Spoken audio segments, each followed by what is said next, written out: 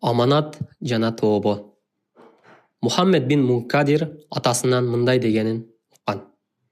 Суфьян Саври Каабаны айланып жатып, кадам сайын Аллахтын элчисине саллаллаху алейхи вассалам салават айткан кишини көрүп,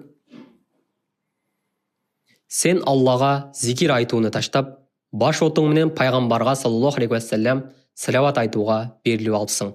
Бул тууралуу бир билгениң бар окшойт дейт.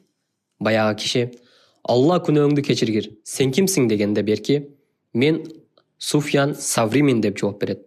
Ошондо тигил киши: эгер сен доордун эң такыба кишиси болбогонуңда, сага буларды айтмак эмесмин. Бир жолу атам менен ажылык сапарына чыкканбыз. Өргөгөн жерибизде атам катуу кеселдеп калды.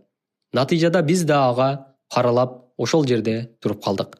Бирок оорусу күч алып отуруп, акыры көз жумду. Жаны чыккандан кийин карасам эле жүзү карарып кетиптир. Мен аябай коркуп: биз Алланын пендесибиз, ага кана кайтабыз деп бетин жаап койдум. Бакара сүрөсүн окуп. Аңгыча эле аябай чарчаган жаным, көзүм жабышып, үлгүрлөй баштадым. Ошол кайгырып отурган бойдон уктап кетипмин. Түшүмдө жүзү жарык, таза кийинген, атырдай жыты буркураган бирөөнү көрдүм.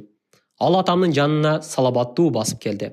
Кепинди ачып, алаканы менен атамдын жүзүн сылап өткөндө, анын жүзү жаркырай түштү.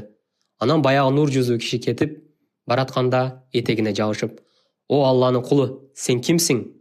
Ээн талаада Алла сени атама жиберип, жакшылыкка ортомчу кылды" деп сурадым. Ал мага кайрылып: "Мени тааныган жоксуңбу? Мен Куранын ээси Абдулла уулу Мухаммедмин. Сенин атаң күнөөкөр киши эле. Бирок мага көп салават айтчу.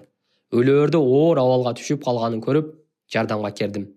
Мен мага көп салават айткандарды таштабайм" деди. Ушул жерден ойгонуп кетип карасам, чын эле атамдын жүзү агарып, жаркырап калыптыр.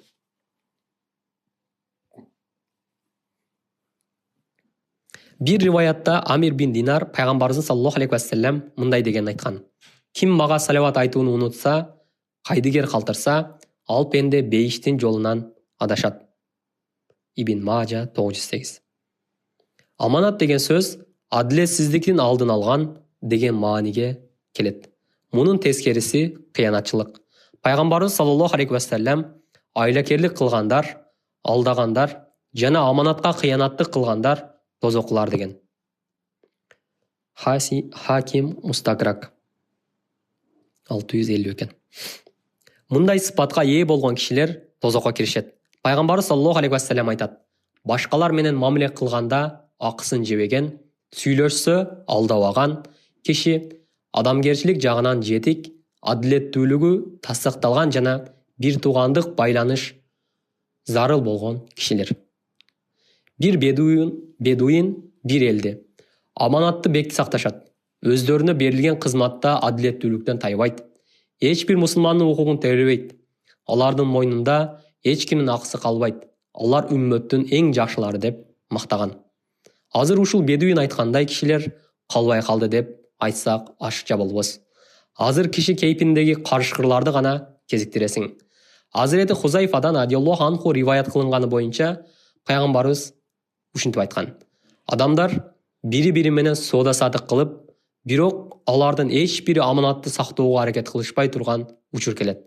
Мына ошондо баланча урууда ишенимдүү бирөө бар деп айтылып калат деген. Күнөөлөрдөн тообо кылуу аяттар менен хадистерде көп айтылган. Эй момундар, баарыңар Аллага гана тообо кылгыла, балким азаптан кутуларсыңар. Нур сүрөсү 31-аят. Деген аят жалпы момундарга тиешелүү. Алла Таала башка бир аятта: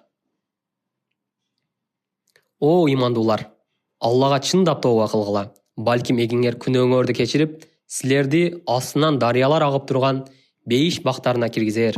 Ошол күндө Алла пайгамбарларды жана аны менен бирге ыймандууларды кейитпейт. Алардын нурлары алдыларында да, оң тарабында да кошо жүрөт. Ошондо алар: эгебиз, биздин нурларыбызды толукта жана бизди кечир, анткени сен бардык нерсеге кудуреттүүсүң" дейт. Тахрим сүресі 8 аят. Пайғамбары саллаллаху алейхи уассалам да күнөөлөрүнүн тобо кылган киши Алла Тааланын сүйүктүүсү жана тобо келтирген киши эч күнөөсү жок адамдай деген. Алланын элчисинин кызматчысы Анас бин Малик аль-Ансари радиаллаху анху баяндайт. Алланын элчиси саллаллаху алейхи уассалам кулу тобо кылгандагы Алланы сүйүнгөнү кимдир бирөөңөрдүн ээн талай эрме чөлдө жоготуп алган төбөсүн күтүүсүздөн тапкан кездеги сүйүнүчүнөн алда канча күчтүү деп айткан. Бухари, Дават, Муслимде келиптир.